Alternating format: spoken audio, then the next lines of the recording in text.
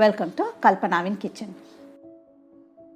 இன்றைக்கி நம்ம ரொம்பவே சிம்பிளான ஒரு சட்னி எப்படி ப்ரிப்பேர் பண்ணுறதுன்னு பார்க்க போகிறோம்.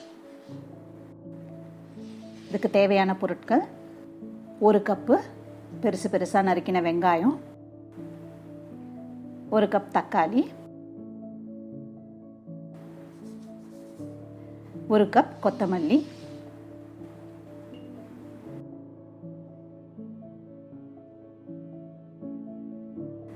5 பல்லு பூண்டு,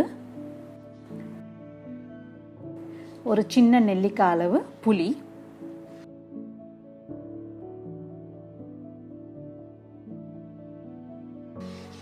தேவையான அளவு உப்பு,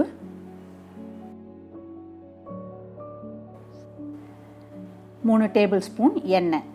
நம்ம சமையலுக்கு யூஸ் பண்ணுற எந்த எண்ணெய்னாலும் பரவாயில்ல. கூடவே காரத்துக்கு 5 இல்லை 6 காஞ்ச மிளகாய். இது எல்லாத்தையும் ஒரு மிக்ஸி ஜாரில் போட்டு நல்லா நைஸாக அரைச்சி எடுத்துக்கோங்க. அவ்வளோதான், சூப்பரான கார சட்னி நிமிஷத்தில் தயார்.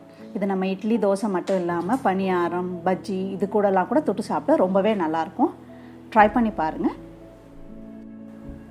இந்த வீடியோ பிடிச்சிருந்தா லைக் பண்ணுங்கள், ஷேர் பண்ணுங்கள்.